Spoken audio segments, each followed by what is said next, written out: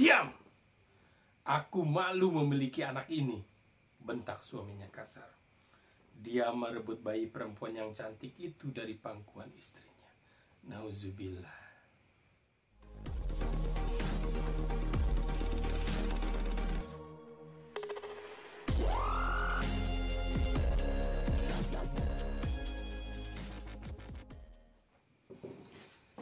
Assalamualaikum warahmatullahi wabarakatuh adik-adik. Selamat berjumpa lagi dengan Bang Aswi. Kali ini saya akan membawakan sebuah cerita atau sebuah dongeng tentang Rasulullah teladan utama. Jadi saya akan mendongeng tentang Rasul seluruh alam. Jadi buku ini diterbitkan oleh Samil Books dan didistribusikan oleh Sigma Daya Insani atau SDI, ya. Nah, untuk dongeng pertama kita masuk ke dalam zaman jahiliyah. Suatu hari di salah satu sudut kota Mekah, seorang ayah memaki anak perempuannya. Dasar anak tidak berguna! Aku mohon, jangan sakiti anak kita, pinta seorang ibu. Dia baru saja melahirkan anak perempuan itu. Diam! Aku malu memiliki anak ini, bentak suaminya kasar. Dia merebut bayi perempuan yang cantik itu dari pangkuan istrinya. Nauzubillah. Demikianlah secuil kejahiliahan di Mekah. Hal ini sering terjadi di perkampungan kaum Quraisy. Mereka tidak menyukai anak perempuan di keluarga mereka. Tahun-tahun sebelum kelahiran Muhammad disebut masa jahiliyah. Masa itu sangat kelam bagi bangsa Arab. Perilaku masyarakatnya sangat buruk. Judi, mabuk-mabukan, dan perilaku dosa lainnya adalah hal biasa. Di dekat Ka'bah sering ditemui orang mengundi nasib dengan menggunakan anak panah. Selain itu, di seputar Ka'bah banyak yang melakukan ibadah tawaf. Akan tetapi, mereka melakukan tawaf sambil memuja berhala. Semua kejahiliahan itu berawal dari pemuka bangsa Arab zaman dahulu. Dia bernama Amru bin Luhai. Amru bin Luhai membawa berhala-berhala itu dari Syam. Sembahlah ini, mereka bisa menurunkan hujan dan memberikan pertolongan kepadamu, ajak salah seorang anggota kabilah Amalek. Kabilah Amalek adalah para penyembah berhala yang tinggal di negeri Syam. Amru bin Luhai pun percaya kepada perkataan mereka. Ketika akan kembali ke Mekah, Amru bin Luhai meminta sebuah berhala kepada kabilah Amalek.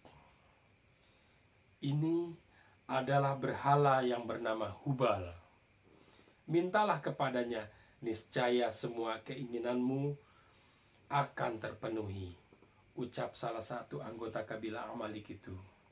Kemudian Amru bin Luhai kembali ke Mekah dengan membawa berhala yang bernama Hubal. Lalu dia memerintahkan penduduk Mekah menyembah berhala itu. Amru bin Luhai adalah tokoh yang sangat disegani di Mekah. Oleh karena itu, penduduk Mekah pun mengikuti perintahnya. Sejak saat itu, mereka menjadi penyembah berhala.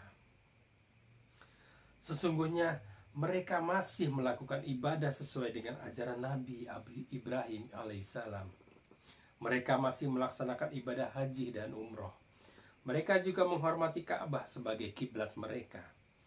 Selain itu, mereka tawaf mengelilingi Ka'bah, menginap di Musdalifah dan berkurban. Namun ada yang berbeda. Mereka tidak mau wukuf di Arafah. Selain itu, talbiyah yang diucapkan pun berbeda dengan yang diajarkan Nabi Ibrahim alaihissalam.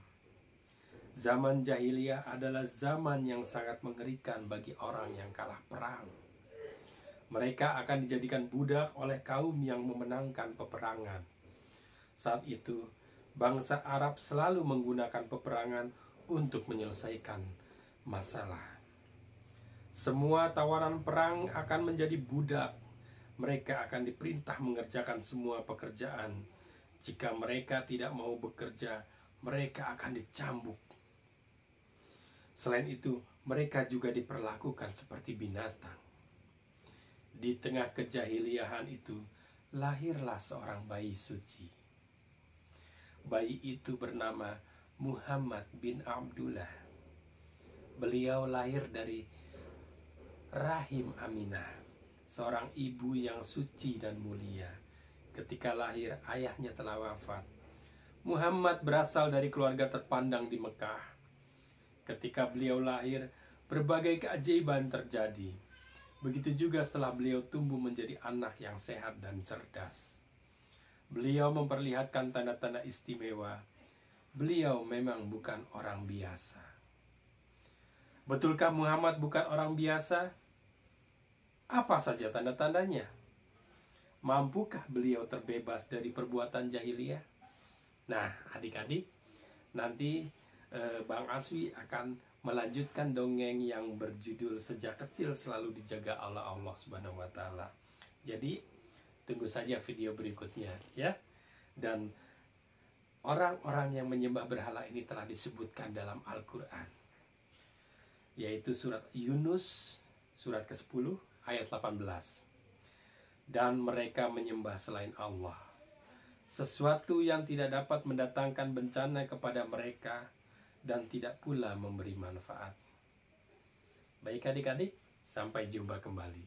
Assalamualaikum warahmatullahi wabarakatuh.